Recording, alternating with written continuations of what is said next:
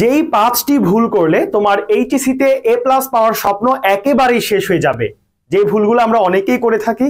So ভিডিওটা দেখে নাও যে কি কি ভুল তোমার হতে পারে এবং সেগুলো শুধরানোর চেষ্টা করবা। প্রথম ভুল যেটা তোমরা করো, যে শেষ মুহূর্তে এসে সব মুখস্থ করার চেষ্টা। মানে ধরো তুমি এতদিন ধরে সিরিয়াস ছিল না, এখন মোটামুটি সিরিয়াস, এখন তুমি যে কোনো টপিক ধরেই কাল মুখস্থ করে ফেলো।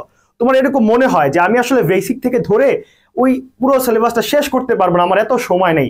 এটা চিন্তা করে তুমি কি করো, মুখস্থ করার চেষ্টা করো। এমনকি তুমি এমসিকিউ বসে বসে মুখস্থ করো, তুমি সৃজনশীল বসে বসে মুখস্থ করো। এটা অনেক বড় একটা ভুল।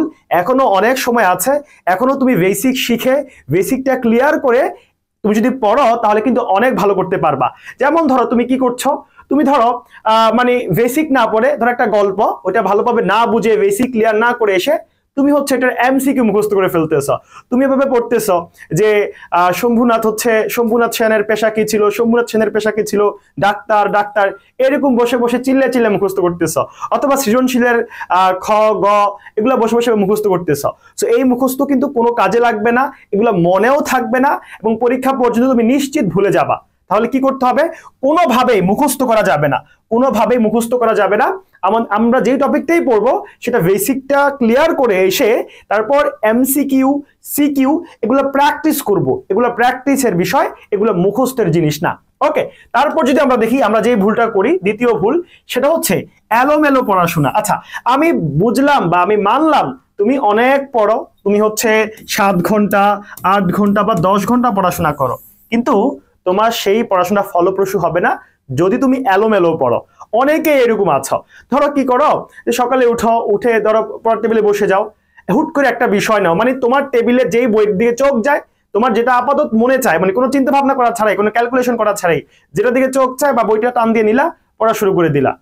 যেই টপিকটা ইচ্ছা করলো সেই টপিকটাই পড়াশোনা করে দিলা, শুরু করে দিলা। মানে কোনো সাজানো গুছানো রুটিন নাই তোমার, বা কোনো টার্গেট নাই, বা কোনো এরকম কোনো ওয়ে নাই, বা এরকম কোনো সুনির্দিষ্ট রোডম্যাপ করা নাই যে হচ্ছে আমি এই অধ্যায়ের পর এই অধ্যায় পড়বো, আমি এই টপিকটা শেষ করার পর ওই টপিকটা ধরবো, এই বিষয়টা এতটুকু পড়ার পর আমি ওই দ্বিতীয় পত্রের এখান থেকে শুরু করব। এরকম মানে সুন্দর সাজানো গুছানো যে একটা রোডম্যাপ প্রয়োজন, সেটা তোমার নাই।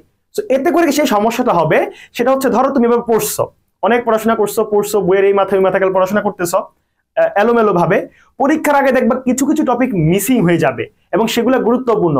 তখন টনক নড়বে, তখন মনে হবে ইয়া আল্লাহ, এই টপিকটা তো আমি ছেড়ে আসছি, এটা তো এখনো পড়া হয় নাই। সো এইরকম যেটা যাতে না হয়, তাহলে আমাদের কি করতে হবে, আমাদেরকে একটা গুছানো পড়াশোনা করতে হবে। একটা টার্গেট থাকবে, সেই টার্গেটটা তোমার হয়তো ঘন্টা টার্গেট হইতে পারে, সেটা হইতে পারে তোমার কোনো টপিকের টার্গেট, সেটা হইতে পারে তোমার বিষয়ের টার্গেট, সেটা হইতে পারে তোমার সপ্তাহ ভিত্তিক বা মাস ভিত্তিক টার্গেট।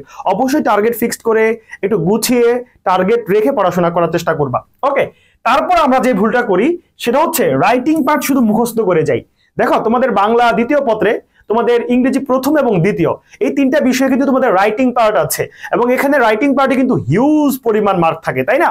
এখন আমরা অনেকে এটা করি যে রাইটিং পার্ট শুধুই মুখস্থ করি, সাজেশন নেই মানুষের কাছ থেকে, আমাদের কাছ থেকে সাজেশন নাও, ভাইয়া প্যারাগ্রাফের সাজেশন দেন। সো আমরাও 10টা 15টা প্যারাগ্রাফ দিয়ে দিই। এখন এখান থেকে কি 100% কমন আসার কোনো নিশ্চয়তা আছে? আমরাও কি নিশ্চয়তা দেই যে এখান থেকে 100% আসবে? না, আসতে পারে, নাও আসতে পারে। তো না আসলে কি করবা? এই যে মুখস্থ করে যাচ্ছ, না আসলে কি করবা? কোনো উপায় আছে? এই কারণে যেটা করতে হবে সেটা হচ্ছে, দেখো তোমার ফ্রি হ্যান্ড রাইটিং এর দক্ষতাটা নাই, তারপরও এখন থেকে কিছু কিছু চেষ্টা করো।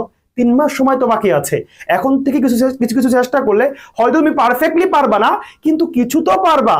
পরীক্ষায় ধরো তোমার কমন আসলো না, তখন তো কিছু লিখে আসতে পারবা। তুমি প্যারাগ্রাফ লেখার সঠিক নিয়মটা জানো, তুমি হচ্ছে অ্যাপ্লিকেশন, ফর্মাল ইনফর্মাল লেটার লেখার সঠিক নিয়মটা জানো, তারপর নিজে নিজে লেখার চেষ্টা করো, একটু মুখস্থ করো, একটু নিজে লিখো, এভাবে একটু চেষ্টাটা করো না।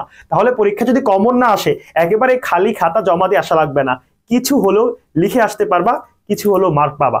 ওকে, এবং আমরা আরেকটা যে ভুল করি সেটা হচ্ছে বাসায় বসে মডেল টেস্ট না দেওয়া। দেখো, আমি যখন ভিডিওটা শুরু করেছি তখন আমি বলেছি যে এই 5টি ভুল করলে তোমার এ প্লাস মিস হয়ে যাবে। এখন যারা ভিডিওটা দেখতেছো নিশ্চয়ই তোমরা সবাই এ প্লাস প্রত্যাশী, তাই তো?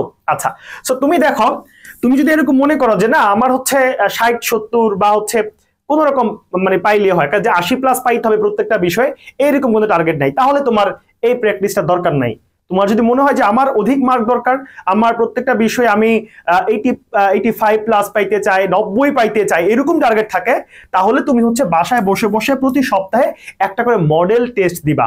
পরীক্ষার অনুরূপ বোর্ড পরীক্ষা যেরকম হয় 100 মার্কের, হ্যাঁ, প্রশ্ন যেভাবে করে এরকম নিজে প্রশ্ন বানিয়ে বা বিভিন্ন মডেল টেস্ট থেকে প্রশ্ন নিয়ে বাসায় বসে ওই 3 ঘন্টা সময় ধরে পরীক্ষা দিবা। এতে করে যেটা হবে জানো, তোমার হচ্ছে তুমি অভ্যস্ত হয়ে যাচ্ছ, অর্থাৎ তুমি এইচএসসি পরীক্ষা দেওয়ার আগে তুমি কয়েকবার এইচএসসি পরীক্ষা দিয়ে ফেলতেছো, নমুনা এইচএসসি পরীক্ষা। সো এই অভ্যাসটা অবশ্যই করবা। তোমার স্বপ্ন যেহেতু A+, 90+ বা 85+ মার্ক উঠানো, তাহলে এই অভ্যাসটা তোমার করতেই হবে মাস্ট। আচ্ছা, এবং সর্বশেষ যে ভুলটা আমরা সবাই করি, এটা সবাই করে থাকো, মানে এটার সাথে অনেকে অভ্যস্ত না, মানে যে শুধু পড়েই যায়, রিভিশন দেই না। অনেকে মনে করে কি জানো, যে সিলেবাসটা শেষ করি, অনেকে এটা মনে করো না যে সিলেবাসটা 2-3 মাসে শেষ করি তারপর রিভিশন দিব, মানে এরকম মনে করো যে পুরো সিলেবাস শেষ করে ফেলছি তারপর আবার যখন পড়বো ওইটা রিভিশন না। এই রিভিশন দিয়ে তোমার কোনো কাজে আসবে না, বা ওই রিভিশনটা একেবারেই ফলপ্রসূ না। তাহলে কি করতে হবে, তাহলে ধরো তুমি 10 দিন পড়েছ, 10 দিন পড়েছ। আচ্ছা, তোমরা অনেকেই বলো না ভাই যা পড়া ভুলে যাই, কেন ভুলে যাও? এই অভ্যাসটা তোমার নাই দেখে ভুলে যাও। ধরো তুমি 10 দিন পড়েছো, 1 তারিখ থেকে 10 তারিখ পর্যন্ত পড়েছো। ধরো এর মধ্যে তুমি হচ্ছে বাংলার কয়েকটা গল্প পড়েছো, ইংরেজিতে 2-3টা গ্রামারের টপিক সলভ করেছো, পড়ে ফেলছো। তারপর হচ্ছে তোমার ধরো আইসিটির 4th অধ্যায় পুরোপুরি শেষ করে ফেলছো। এরকম টার্গেট নিয়ে পড়ে তুমি 10 দিনের মধ্যে অনেক কিছু পড়ছো। এখন তুমি যদি 10 দিনের পর এই 10 দিনে যা পড়ছো সেটা যদি 11 নাম্বার দিন, 12 নাম্বার দিন এটা রিভিশন করো, এটা আবার মানে 10-12 দিনে যা পড়ছো শর্টলি একটু রিভাইজ করো, রিভিশন করো, তাহলে কিন্তু এই জিনিসগুলো তোমার মাথায় একেবারে ভালোভাবে গেঁথে যাচ্ছে। কিন্তু ধরো তুমি এটা করলা না, তুমি কি করলা, তুমি ধরো তোমার পরীক্ষাটা 3 মাস আছে, তুমি ধরো প্রথম মাস এবং দ্বিতীয় মাস এই 2 মাসে কি করলা, তুমি পুরো সিলেবাস শেষ করলা, এবং যখন তৃতীয় মাসে একটা সর্বশেষ মাসে যখন রিভিশন করতে যাও তখন দেখো অনেক কিছুই মনে নাই, অনেক কিছুই নতুন মনে হয়। সো এই ভুলটা কিন্তু করা যাবে না। সো তোমাদেরকে আমি যে 5টা মানে ভুল ধরিয়ে দিয়েছি, আশা করি এই ভুলগুলো শুধরে নিলে তোমরা অনেক ভালো করতে পারবা এবং তোমার A+ পাওয়ার ক্ষেত্রে তুমি অনেকাংশে এগিয়ে যাবা। ঠিক আছে, ওকে। সো আর তোমাদের জন্য তোমরা জানো যে আমাদের আই ক্যাম্পাস থেকে হচ্ছে তোমাদের জন্য এইচএসসি চ্যাম্পিয়ন কোর্স এখনো ভর্তি চলমান। যারা এখনো ভর্তি হও নাই দ্রুত ভর্তি হয়ে যাইতে পারো। এইচএসসি চ্যাম্পিয়ন কোর্সে 2টা কোর্স আছে, একটা হচ্ছে ইবিআই ইংরেজি বাংলা আইসিটির কোর্স, এটা সবার জন্য, তুমি মানবিক হও, ব্যবসায় শিক্ষার হও, বাণিজ্যের হও, এই কোর্সটা তোমার জন্য।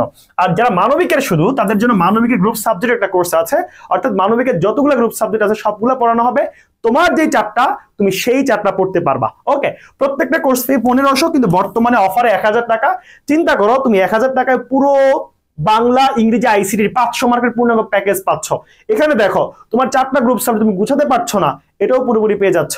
যারা ভর্তি হতে চাও এই নাম্বারগুলোতে যোগাযোগ করবা, হোয়াটসঅ্যাপ করবা বা পেজে মেসেজ দিবা, অথবা তোমরা যারা হচ্ছে তুমি ধরো মানবিকের শিক্ষার্থী, তোমার তো ইবিআইও লাগবে আর তোমার ধরো গ্রুপ সাবজেক্ট লাগবে, 2টা কোর্স লাগবে, তাহলে তোমার 2000 টাকা না, তুমি 1790 টাকায় 2টা কোর্স নিতে পারছো। কেমন?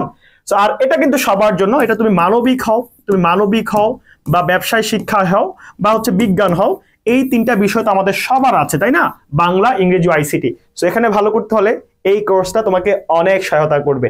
তো যাই হোক, তোমাদের সাথে দেখা হবে অন্য কোনো ভিডিওতে। যারা শেষ পর্যন্ত ছিলা তোমাদেরকে সালাম, তোমাদের জন্য শুভকামনা। আসসালামু আলাইকুম।